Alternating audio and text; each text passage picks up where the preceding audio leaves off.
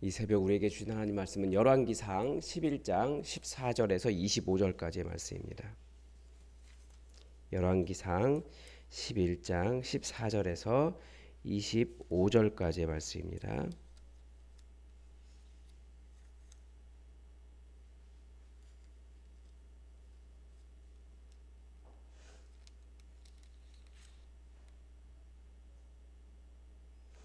죄송합니다. 11장 26절에서 40절입니다. 우리 다 함께 하나님의 말씀을 받들어 읽겠습니다. 솔로몬의 신하 느밧의 아들 여로보암이 또한 손을 들어 왕을 대적하였으니 그는 에브라임 족속인 스레다 사람이요 그의 어머니의 이름은 스루아이니 과부더라. 그가 손을 들어 왕을 대적하는 까닭은 이러하니라. 솔로몬이 밀로를 건축하고 그의 아버지 다윗의 성읍이 무너진 것을 수축하였는데 이 사람 여로보암은 큰 용사라. 솔로몬이 이 청년의 부지런함을 보고 세워 요셉 족속의 일을 감독하게 하였더니 그 즈음에 여로보암이 예루살렘에서 나갈 때에 실로 사람 선지자 아히야가 길에서 그를 만나니 아히야가 새 의복을 입었고 그 두 사람만 들에 있었더라. 아히야가 자기가 입은 새 옷을 잡아 12조각으로 찢고 여로보암에게 이르되 너는 10조각을 가지라. 이스라엘의 하나님 여호와의 말씀이 내가 이 나라를 솔로몬의 손에서 찢어 빼앗아 12지파를 내게 주고 오직 내 종 다윗을 위하여 이스라엘 모든 지파 중에서 택한 성읍 예루살렘을 위하여 한 지파를 솔로몬에게 주리니 이는 그들이 나를 버리고 시돈 사람의 여신 아스다롯과 모압의 신 그모스와 암몬 자손의 신 밀곰을 경배하며 그의 아버지 다윗이 행함 같지 아니하여 내 길로 행하지 아니하며 나 보기에 정직한 일과 내 법도와 내 율례를 행하지 아니함이니라. 그러나 내가 택한 내 종 다윗이 내 명령과 내 법도를 지켰으므로 내가 그를 위하여 솔로몬의 생전에는 온 나라를 그의 손에서 빼앗지 아니하고 주관하게 하려니와 내가 그의 아들의 손에서 나라를 빼앗아 그 10지파를 내게 줄 것이요 그의 아들에게는 내가 한 지파를 주어서 내가 거기에 내 이름을 두고자 하여 택한 성읍 예루살렘에서 내 종 다윗이 항상 내 앞에 등불을 가지고 있게 하리라. 내가 너를 취하리니 너는 내 마음에 원하는 대로 다스려 이스라엘 위에 왕이 되되 내가 만일 내가 명령한 모든 일에 순종하고 내 길로 행하며 내 눈에 합당한 일을 하며 내 종 다윗이 행함 같이 내 율례와 명령을 지키면 내가 너와 함께 있어 내가 다윗을 위하여 세운 것 같이 너를 위하여 견고한 집을 세우고 이스라엘을 내게 주리라. 내가 이로 말미암아 다윗의 자손을 괴롭게 할 것이나 영원히 하지는 아니하리라 하셨느니라 한지라. 이러므로 솔로몬이 여로보암을 죽이려 하매 여로보암이 일어나 애굽으로 도망하여 애굽 왕 시삭에게 이르러 솔로몬이 죽기까지 애굽에 있으라. 아멘. 이 사람이 변질되지 않고 첫 마음을 그대로 유지하며 사는 것은 참 어려운 것 같습니다.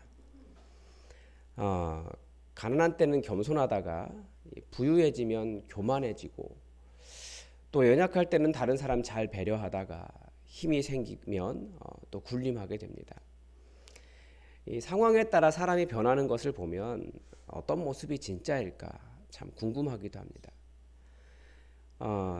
저는 뭐 어떤 사람이 그 어떤 것이 진짜 그 사람의 본 모습이다 이렇게 말하기보다 그냥 인간이라는 존재가 상황에 반응하는 존재이기 때문에 겸손하고 배려심이 많았던 모습도 그 사람이고 또 상황이 달라졌다고 교만해지는 것도 다 그냥 그 사람의 인간의 특징이 아닌가 그런 생각이 듭니다.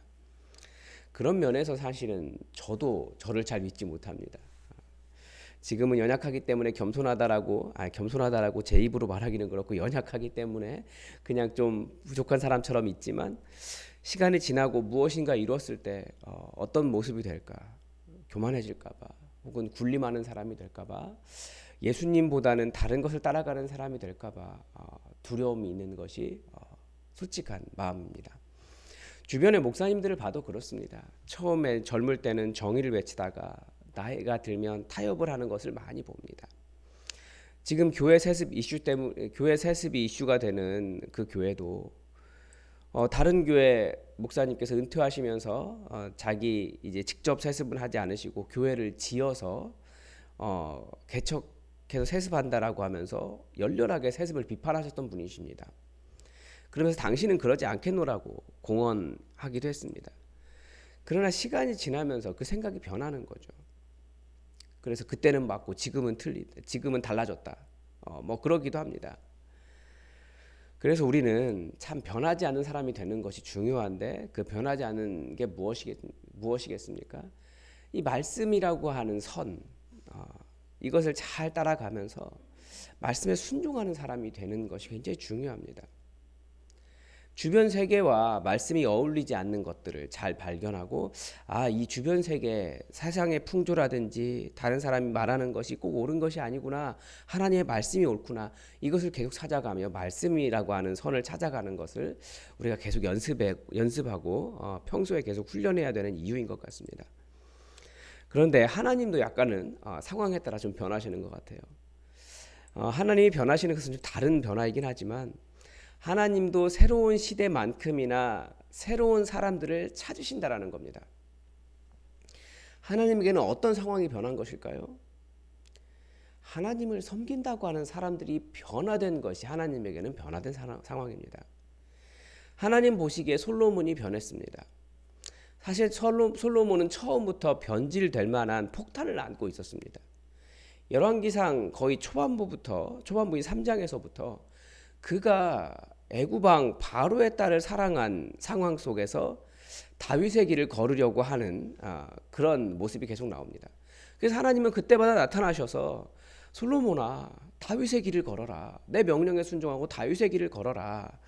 그렇게 나타나셔서 말씀하신 이유, 경고하신 이유가 이 솔로몬이 자꾸 다른 길로 가려고 하고 그럴 가능성이 많이 있었기 때문에 하나님께서 직접 그렇게 나타나셔서 너 그렇게 살지 말아라 라고 하시는 것 아니겠습니까? 결국 지난주 본문에 보면 솔로몬이 엄청난 군사력, 부귀영화, 그거와 함께 후궁이 700명, 첩이 300명, 그런 부인 또 몇 명, 뭐 이렇게 있었다는 얘기죠. 이 사람들이 다 주변 이방 민족들과 정략 결혼한 결과이기 때문에 결국 그 여인들이 그의 마음을 돌이키게 했다, 돌아서게 했다, 말씀은 기록하고 있습니다. 그래서 11장은 솔로몬의 이런 변질을 깊이 슬퍼하면서 하나님께서 그를 심판하실 것이다 라고 예고하고 있습니다. 그리고 오늘 본문은 바로 그런 하나님의 심판이 어떻게 이루어지는지 보여주고 있습니다. 다만 다윗을 하나님께서 소중히 여기셔서 그의 마음을 기쁘게 여기셔서 다윗의 집안의 등불이 꺼지지 않도록 지켜주실 분이시지 결국 그 나라는 나누신다라는 거죠. 이 하나님의 심판 계획은 결국 새로운 인물의 등장과 함께 드러납니다. 그 사람은 여로보암입니다.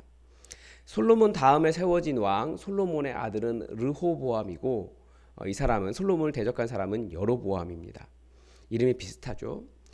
여로보암은 성실한 사람이었던 것 같습니다. 26절에 보니까 큰 용사였고 솔로몬이 그의 부지런함을 보고 그를 요셉 족속의 일을 감독하는 자로 세웠습니다. 그런데 이 여로보암이 솔로몬을 대적했다라는 거죠. 오늘 본문은 그가 솔로몬을 대적한 이유는 이게 사람의 생각이 아니라 하나님의 계획이었다라는 겁니다. 이 아이야라고 하는 선지자가 마치 새로운 왕을 맞이하듯이 새로운 의복을 입고 들에 나가 여로보암을 만나서 자기가 입은 새 옷을 12조각으로 찢고 여로보암에게 10조각을 주었습니다. 그러면서 하나님의 말씀을 전했습니다. 하나님의 말씀이 내가 이 나라를 솔로몬의 손에서 찢어서 빼앗아 10지파를 내게 주겠다. 그렇게 말씀하셨다라는 거예요. 하나님께서 이렇게 하신 이유는 33절에서 가르쳐 주는데 이는 그들이 그러니까 솔로몬뿐만 아니라 솔로몬을 따르는 사람들, 하나님을 겸손하게 섬기던 사람들, 그런 사람들이 다 나를 버리고 시돈 사람의 여신 아스다롯과 모압의 신 그모스와 암몬 자손의 신 밀곰을 경배하며 그의 아버지 다윗이 행함 같지 아니하여 내 길로 행하지 아니하며 나 보기에 정직한 일과 내 법도와 내 율례를 행하지 아니함이니라. 이것도 참 독특해요. 고대 세계가 결국 신들의 세계였기 때문에 승리한 나라가 곧 그 신들을 없애는 거거든요. 그러니까 이스라엘이 승리했다라고 하는 것은, 이스라엘이 이런 시돈, 모압, 암몬 다 승리했다라고 하는 이유는 그들의 신들은 다 신이 아니고 여호와라는, 이스라엘의 신 여호와가 진짜 신입니다라고 고백하는 것과 똑같거든요. 그런데 오히려 자기들이 정복한 나라의 약한 나라의 신들을 섬기기 시작한 거예요. 그러니까 하나님이 얼마나 후회를 하실까요? 아, 얘네들은 이기게 해줘도 나 섬기지 않고 어렵게 해도 다른 나라의 신들 섬기고 정말 희한한 족속이구나, 그런 생각하실 것 같아요. 하나님께서 새로운 사람을 찾으시는 이유가 무엇입니까? 첫째는 하나님의 은총을 받은 그 기존 사람이 변질되었기 때문입니다. 하나님은 하나님께서 주시는 그 크신 복에 합당한 사람을 찾고 계십니다. 이게 무슨 하나님께 재물 제때 바칠 그런 사람을 찾으시는 것이 아닙니다. 하나님께서는 계속 우리에게 무언가 주고 싶어 하세요. 아브라함을 만나서도 복 얘기하시고 복 주시고, 아담과 하와 만드시고도 복 주시고, 우리에게 복 주시기를, 그 풍성함과 생명으로 가득 차게 하시기를 원하세요. 그게 하나님의 특징이거든요. 하나님은 계속해서 무엇인가 하나님에게서 나온 하나님의 그 풍성함이 누군가에게 전해지게 되어 있어요.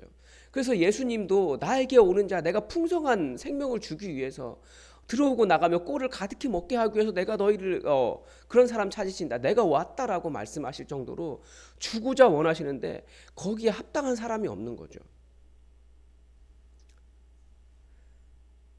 그리고 하나님의 길을 따르지 않기 때문에 그런 사람이 하나님의 복을 소유할 수 없다라고 하는 것 때문에 하나님은 계속해서 그 하나님의 은총에 합당한 사람을 하나님은 찾으십니다.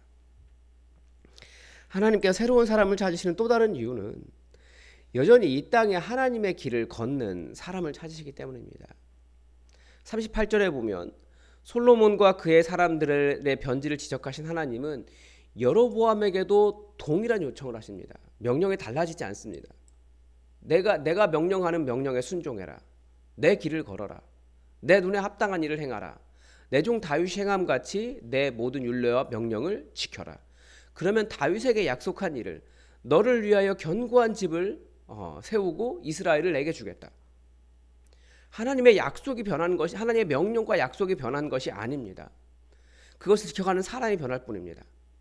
즉 다윗에게 주신 모든 복은 다윗이라고 하는 혈통을 따라 이어지는 것이 아니라 하나님의 약속에 순종하는 자에게 주어지는 것임을 보여주십니다.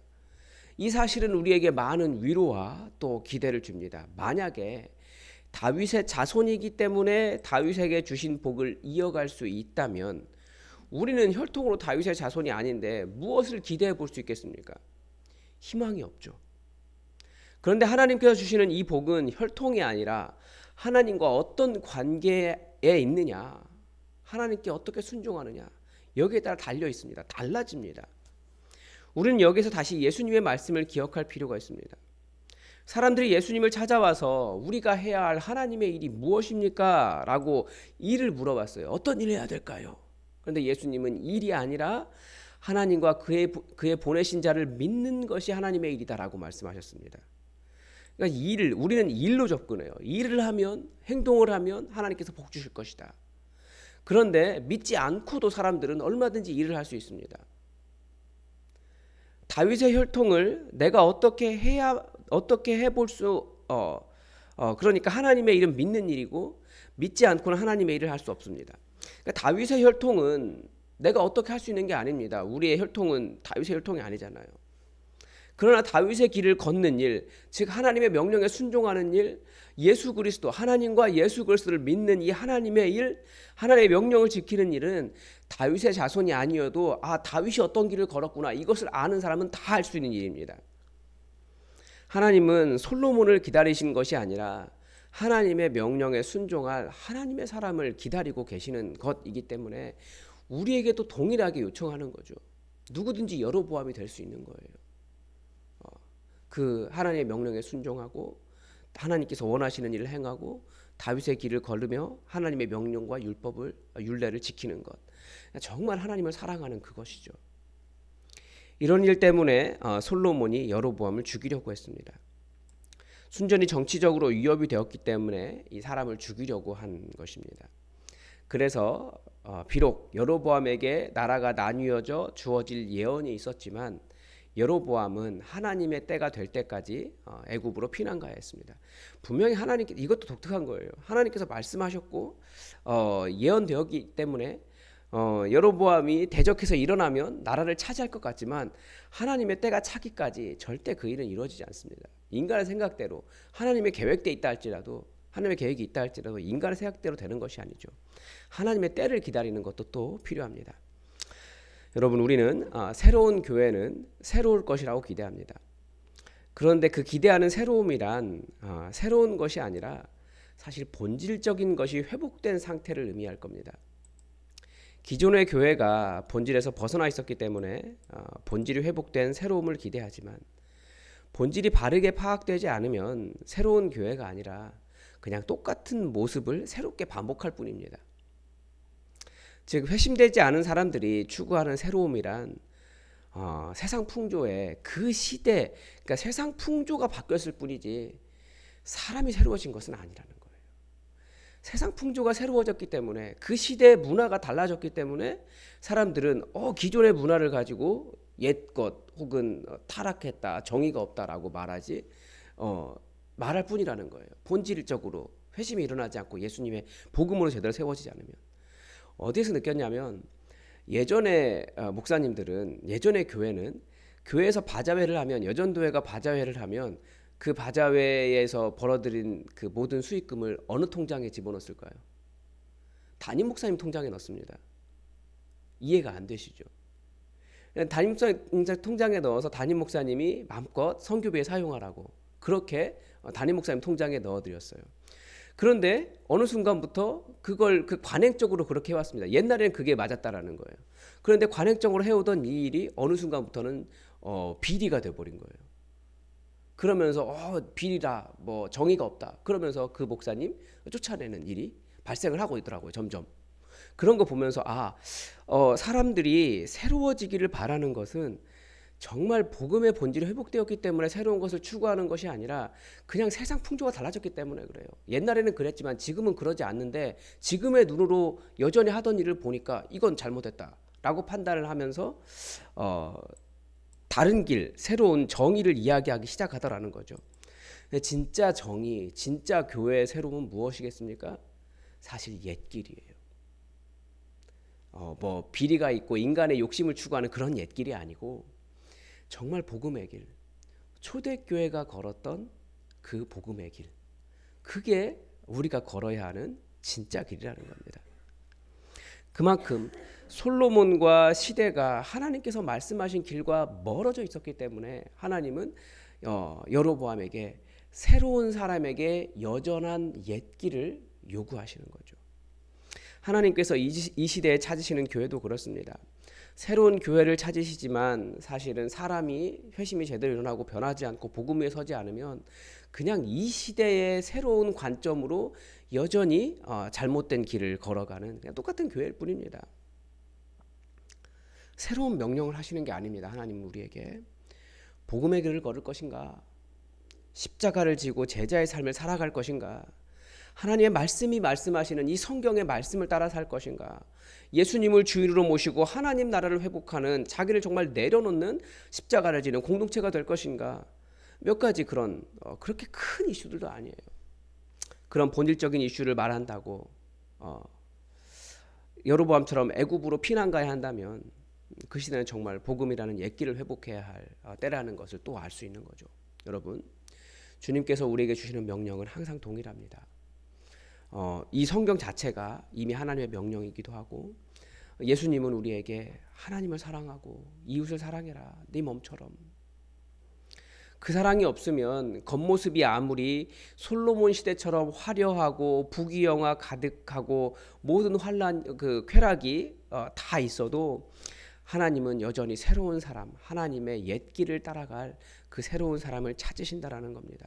그래서 우리 교회 여전히 새로운 교회인데 우리가 새로운 방법으로 그냥 옛날의 교회를 반복하는 교회가 아니라 정말 이 복음의 본질을 바르게 이해하고 또 복음의 본질을 기억하고 예수 그리스도의 복음의 길을 걸어가는 초대교회, 그 옛 길을 걸어가는 교회 되도록 여러분 우리 모두가 다 복음의 수호자가 되고 하나님께서 말씀하시는 그 말씀의 명령을 지켜가는 그런 여로보암 같은 새로운 하나님 찾으시는 사람이 되기를 바랍니다. 오늘도 하나님의 뜻이 우리에게 이루어지기를 주기도문으로 기도하겠습니다. 하늘에 계신 우리 아버지, 아버지의 이름을 거룩하게 하시며 아버지의 나라가 오게 하시며 아버지의 뜻이 하늘에서와 같이 땅에서도 이루어지게 하소서. 오늘 우리에게 일용할 양식을 주시고 우리가 우리에게 잘못한 사람을 용서하여 준 것 같이 우리 죄를 용서하여 주시고 우리를 시험에 빠지지 않게 하시고 악에서 구하소서. 나라와 권능과 영광이 영원히 아버지의 것입니다. 아멘. 여러분 오늘 우리 교회를 위해서 함께 기도를 부탁을 드립니다. 10월 9일 정책 세미나 지금 준비하고 있습니다. 모든 운영위원들의 건강과 또 내년도 사업을 위해서 하나님의 선한 의도가 하나님 선하신 뜻이 드러나는 그런 시간 될 수 있도록 기도해 주시기 바랍니다. 그리고 교회 야유회 준비하고 있습니다. 또 각종 원례에 있습니다. 또 우리 교회에 많은 부서와 기관들이 있습니다. 하나님의 은혜 가운데 부흥하고 풍성하고 즐겁고 행복한 하나님의 영광만 드러나는 그런 교회 되도록 여러분 함께 각종 모임과 모든 것들을 교회를 위해서 기도를 부탁을 드립니다. 다 함께 기도하겠습니다.